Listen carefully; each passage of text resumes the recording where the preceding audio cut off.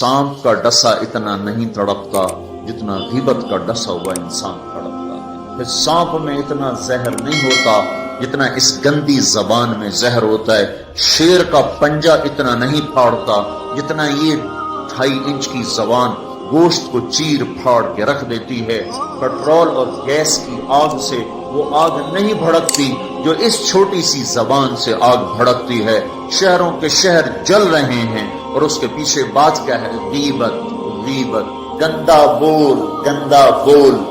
ہاں، اگر گھروں کو جنت بنانا ہے غیبت چھوڑ دو. دھن رے دھنی اپنی دھن، پرائی دھنی کا پاپ نہ پن.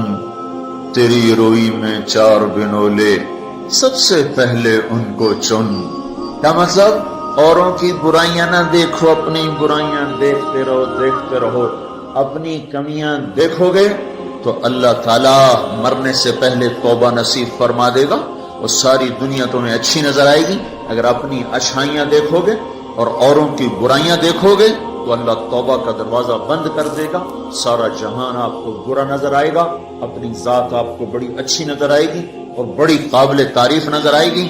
اور اس کے ساتھ پھر تکبر پیدا ہوتا ہے اور تکبر میں مرنے والا جنت کی ہوا بھی نہیں سن سکتا. پہلے عجب آتا. عجب کیا ہے؟ میں بڑا اچھا ہوں، میں بڑا اچھا ہوں. یہ عجب ہے، میں بڑا اچھا ہوں. صرف اس حد تک میں بہت اچھی ہوں، میں تو بہت اچھی ہوں، میں تو بہت اچھا ہوں. یہ عجب.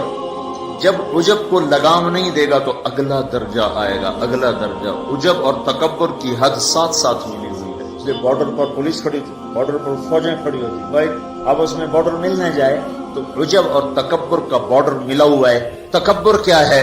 میں بڑا اچھا، وہ بہت گندا. میں بڑی اچھی، وہ بہت گندی. اپنی اچھائی کے ساتھ جب اگلے کی نفرت پیدا ہو جائے، اگلے کی حقارت پیدا ہو جائے، اس کا چھوٹا ہونا دل میں اتر جائے تو پھر یہ تکبر ہے. تکبر. اور تکبر عزازیل را خار گرد. شیطان نے شرک تو نہیں کیا تھا، تکبر کیا تھا. اگر میں سجدہ نہیں کرتا، اتنی بات تو اس کی ٹھیک ہے کہ مخلوق کو سجدہ نہیں ہوتا، لیکن کیوں نہیں کرتا؟ کہ انا خیر منہ.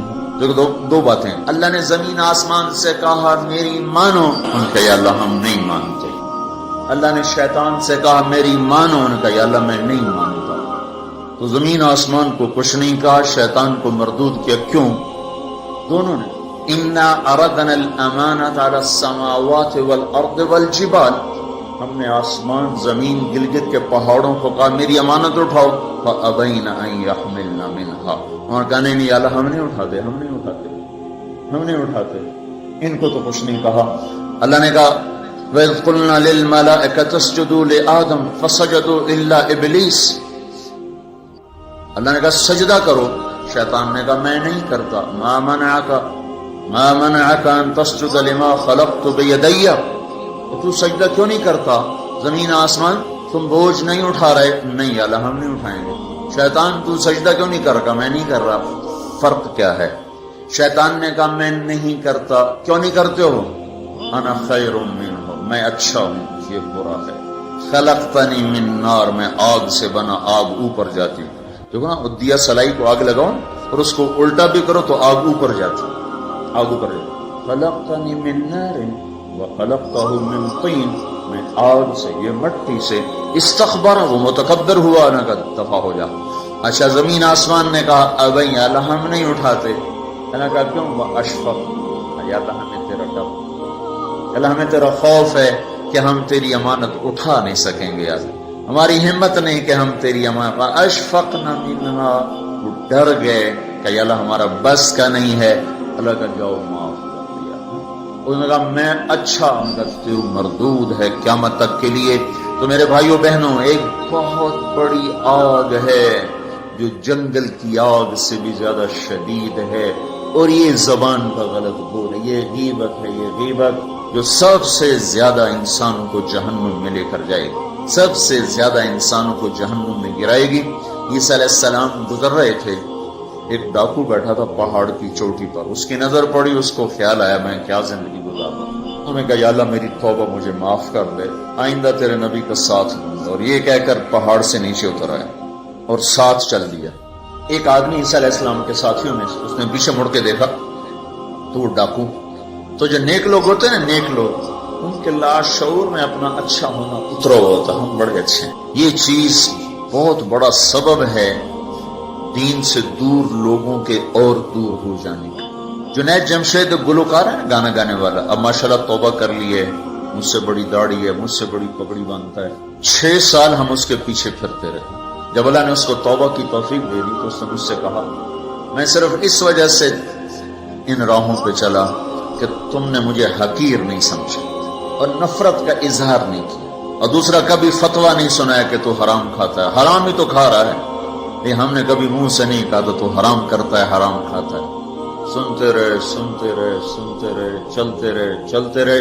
6 سال کے بعد خود ہی توبہ کر لی، 3 چلے بھی لگا لیے اور داڑھی بھی رکھ لی اور چلے بھی لگ گئے اور کتنے حج ہو گئے، اور اس کے پیچھے کیا تھا؟ صرف محبت۔ اس کے گناہ کا اس کو تانا نہیں دیا۔ تو یہ جو تانا دینا ہوتا ہے یہ اور لوگوں کو دین سے دور کرتا ہے۔ تو اس آدمی نے عیسیٰ علیہ السلام کے ساتھی نے یوں دیکھا اور بڑی حقارت سے کہا، ہاں پڑے آئے ہیں جو نیک لوگ ہوتے ہیں، نیک پاک عورت، پردے دار عورت، کوئی آ گئی ایسی بیچاری تھوڑی سی اعمال میں ڈھیلی تو اس کو بڑی ایسے نفرت کی نظر سے دیکھتی، آپ بڑی نیک حاجن بنتی، اس کو ایسی نظر سے دیکھتی۔ یہی حال یہ پکے نمازیوں کا ہے، یہ ایسے دیکھتے ہیں کہ جیسے پتہ نہیں اگلا دین سے ہی نکل گیا ہے۔ تو اس نے یوں دیکھا، تو اللہ تعالیٰ نے فوراً جبریل کو بھیجا، کہا میرے روح عیسیٰ تیرے پیچھے 2 آدمی آ رہے ہیں، ایک تیرا ساتھی ہے، ایک ڈاکو اور چور و چکا ہے۔ ڈاکو سے کہو تیری توبہ پر تیرے پچھلے سارے معاف، تو نئے سرے سے عمل کر، اور اپنے ساتھی سے کہو تیری نفرت کرنے پر تیری ساری نیکیاں برباد، تو بھی نئے سرے سے اب نیکی، تیرا سب ختم، تو ٹھیکیدار ہے میرے بندے کو حقیر سمجھنے کا۔ تو میرے بھائی اور بہنوں، ہمارے گھروں میں آگ ہے، آگ، اور وہ آگ چولہے کی آگ سے تیز ہے، پیٹرول گیس کی آگ سے تیز ہے، اور وہ غیبت کی بھڑکائی ہوئی آگ ہے۔ یہ وہ آگ ہے جو زبان نے بھڑکائی ہے، اس کو پانی سے نہیں بجھایا جا سکتا۔ تمہارا گلگت کا خوبصورت بہتا ہوا دریا، یہ سارے کا سارا روک کر گلگت کے اوپر ڈال دیا جائے تو بھی یہ آگ ٹھنڈی نہیں ہو سکتی۔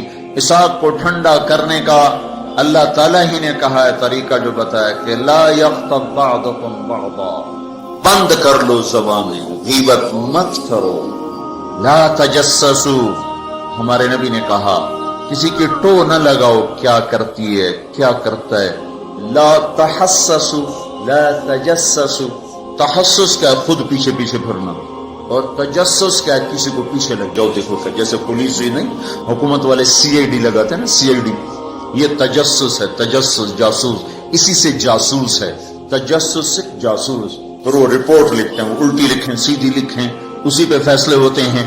تو میرے نبی نے کہا کسی کی ٹو نہ لگاؤ، کسی کی برائیاں نہ دیکھو، برائیوں پہ پردے ڈالو، اچھائیوں کو اچھالو، تو اللہ تمہیں سیدھا جنت کی راہوں پر لے جائے۔ تو جہنم وہ ہے جس میں مسلمان مرد عورتوں کو ڈالا جائے گا جو نافرمانی کرتے، نماز چھوڑتے مر گئے، سود کھاتے مر گئے، حرام کھاتے مر گئے، رشوت لیتے مر گئے، نماز چھوڑتے مر گئے، روزہ چھوڑتے۔ ایک اور بتا، یہ گناہ تو عام ہے، بہنوں کو حق نہیں دیا اور اس کے ساتھ مر گئے۔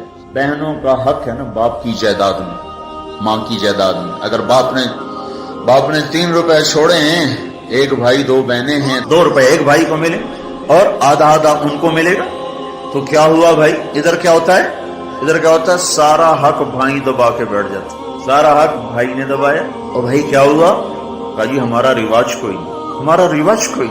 اچھا قرآن تو کہتا ہے للذکر مثل حظ الانثیین، 2 بیٹیوں کے برابر ایک بیٹے کا حصہ ہے، 1 روپیہ بیٹی کو ملا، 2 روپے بیٹے کو ملے، 8 آنے بیٹی کو ملے، 1 روپیہ بیٹے کو ملے گا۔ پر اللہ تبارک و تعالیٰ نے عورت کا حق پہلے بتایا، مرد کا حق بعد میں بتایا، للذکر مثل حظ الانثیین، للذکر مثل حظ الانثیین۔ اور یہاں ساری گلگت کی وادی بہنوں کا حق کھا جاتی ہے، تو کوئی کہتا بھی نہیں کہ حرام ہو گیا، تو رشوت کھائے تو کہتے رشوت کھاتا ہے، کوئی سود کھائے کہتے بڑا مجرم ہے سود کھاتا ہے، کوئی ڈاکہ ڈالے تو کہتے بڑا ظالم ہے ڈاکے مارتا ہے۔ سارے گلگت والوں نے بہنوں کے حق پہ ڈاکہ مارا، نہ کوئی مقدمہ ہوا، نہ کوئی فریاد ہوئی، نہ کسی نے ہائے کی، اور کسی بہن نے کچھ مانگ بھی لیا تو الٹا اس پہ چڑھائی ہو گئی. بہنوں کا حق کھاتا ہوا مر گیا، جنت کی ہوا بھی نہیں لگی. ماں کا حق کھا لیا، خامد مر گیا، اللہ نے ماں کا حق رکھا ہے. اولاد ہے تو 8واں حصہ ماں کا ہے، اولاد کوئی نہیں 4تھا حصہ ماں کا ہے. باپ مر جاتا ہے، مائیں بیچاری فقیر بن کے بچوں سے خیرات مانگتی ہیں، حالانکہ اللہ نے خامد کے حق میں سے 1/8 ماں کا حق رکھا تھا، کوئی نہیں دیتا. ماؤں کا حق ہڑپ، بہنوں کا حق ہڑپ، اور پھر اس کے ساتھ یہ احساس بھی نہیں ہے کہ میں مجرم ہوں، میں نے ظلم کیا ہے. یہ احساس ختم ہو گیا ہے. تو بھائیوں میں اب میرے بہنوں، اللہ نے جہنم کو بنایا ہے نافرمان مسلمان مرد عورت کے لیے. اگر توبہ نہ کی تو اس میں جانا ضرور ہے. جو ہے نا آخری آدمی ہے جو نکالا جائے گا. جب وہ نکالا جائے گا تو اللہ تعالیٰ کہیں گے اس کو نکالو، ایک آدمی 2 دفعہ اس کو نکالو. تو وہ جبریل آ کر کہیں گے کہ اس کو نکالو. تو دوزخ کا فرشتہ مالک کہے گا کہ دوزخ نے ایک کروٹ بدلی ہے، اس نے ہر چیز کو اس نے الٹا پلٹا کے پھینک دیا ہے، مجھے سمجھ میں نہیں آ رہا وہ کہاں پڑا ہوا ہے. تو جبریل کہیں گے یا اللہ وہ مالک کو پتہ نہیں چل رہا وہ کہاں پڑا ہوا. تو اللہ تعالیٰ کہیں گے جاؤ فلاں پتھر کے نیچے دبا پڑا ہے. میں نے پتھر بتایا تھا نا، پتھر کیا ہوتا ہے، پتھر کیا ہوتا ہے جس کے نیچے پہاڑ بھی پگھل کے پانی بن جائیں گے. اللہ تعالیٰ کہیں گے فلاں دوزخ کے کونے میں پتھر کے نیچے ہے. تو جبریل بھی اندر جائے گا اور وہ مالک بھی اندر جائے گا. وہ پتھر کو اٹھائیں گے تو نیچے منہ کے بل گرا پڑا ہوگا اور اس کے اوپر آگ ہی آگ ہوگی، اور وہ زبان سے کہہ رہا ہوگا یا حنان یا حنان. ایک دفعہ جبریل آئے گا یا رسول اللہ آپ کو دوزخ کے سنوں کا سنیں کہ جہیم میں حاویہ میں منافق ہیں، جہیم میں مشرک ہیں، سقر میں صابئی ہیں مجوس ہیں، اور سعیر میں مجوس ہیں، لظہ میں یہود ہیں، حطمہ میں عیسائی ہیں. اور کہہ کر جبریل چپ ہو گئے. آپ نے کہا اور کیا؟ کہ جی آپ سے شرم مت، آپ سے شرم مت. کہنے نہیں بتاؤ. کہا جہنم میں آپ کی امت ہے، نافرمانی کرتے ہوئے جو مر گئے توبہ کیے بغیر. تو ہمارے نبی بے ہوش ہو کے گر گئے اور روئے جا رہے، نہ کسی سے بات کر رہے، نہ کلام کر رہے، نہ کھانا کھا رہے، روئے جا رہے. حضرت عمر رضی اللہ تعالیٰ عنہ اجازت مانگنے گئے تو آپ نے اندر آنے کی اجازت نہیں دی. سلمان فارسی اجازت مانگنے گئے تو آپ نے اندر آنے کی اجازت نہیں دی. سلمان فارسی بھاگ کے حضرت فاطمہ کے پاس گئے کہ جاؤ ابا کی خبر لو. وہ رو کے ان کا حال برا ہے اور کسی سے بات نہیں کر رہے، کھانا نہیں کھا رہے. حضرت فاطمہ رضی اللہ تعالیٰ عنہ دوڑی ہوئی تشریف لائیں، دروازے پہ دستک دی تو آپ نے، چونکہ حضرت فاطمہ سے محبت بے پناہ تھی، تو آپ نے فوراً اجازت دے دی. اندر آئیں تو کہا ابا جان کیا ہوا، میں آپ پہ فدا قربان، آپ کا یہ حال کیوں بنا ہے، کیا ہوا ہے؟ تو آپ نے کہا فاطمہ میری بیٹی، مجھے جبریل نے بتایا ہے میری امت کے نافرمان مرد عورتوں کو جہنم میں جانا ہوگا. رامنا کتنے نوجوان ہوں گے جو کہیں گے ہائے ہماری جوانی پہ کرم میں رحم کرو، پر کوئی رحم نہ کھائے گا. کتنے بوڑھے ہوں گے جو کہیں گے ہمارے بڑھاپے پہ رحم کرو، کوئی رحم نہ کھائے گا. کتنی عورتیں ہوں گی جو ننگی ہو کر جہنم میں پھینکی جائیں گی اور ان کے بالوں کی چوٹیوں سے پکڑ کر فرشتے ان کو گھسیٹ رہیں گے. وہ کہیں گے ہائے ہائے ہماری بے پردگی، ہم پر رحم کرو. ان پر کوئی رحم کرنے والا نہیں ہوگا. مجھے یہ خبر رلا رہی ہے، بے قرار کر رہی ہے. تو لیبلوکم ایکم احسن عملا، ان قریب موت پر یہ سب کچھ کھل کے سامنے آنے والا ہے. اللہ تعالیٰ نے اس کی تیاری کے لیے ہمیں یہاں بھیجا ہے. ہم آزاد نہیں ہیں. اللہ اس کائنات کا بادشاہ ہے.